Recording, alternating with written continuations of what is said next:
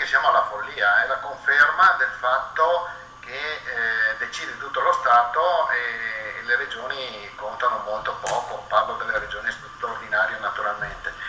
Schiaffo alle terre alte e schiaffo alla montagna. La conferma dei vincoli imposti da Roma ai comuni del Comelico di Auronzo non si può definire in altro modo. La Corte Costituzionale ha sentenziato che le regioni non possono pianificare lo sviluppo del proprio territorio con scelte di carattere urbanistico se queste non sono rispettose dei vincoli posti dallo Stato per tutelare i beni di valore paesaggistico e che lo Stato può adottare la dichiarazione di interesse paesaggistico di un'area anche quando la regione è contraria. Finisce al momento 1-0 la battaglia ingaggiata per scongiurare quelle briglie che oggi hanno assunto la forma di vere e proprie catene. Noi siamo l'unico paese al mondo che per tagliare un albero in un corso d'acqua abbiamo la necessità di chiedere l'autorizzazione paesaggistica alla soprintendenza che dipende dal Ministero dei Beni Culturali.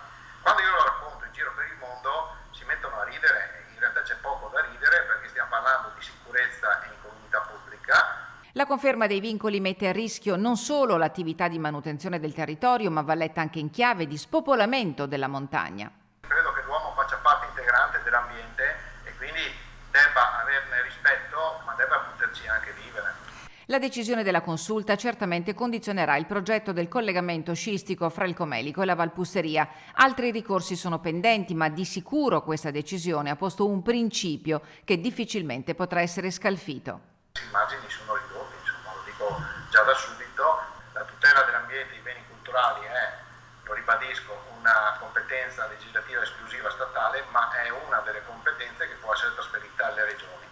A Trento e Bolzano ce l'hanno loro questa competenza e questa situazione non si sarebbe venuta a creare.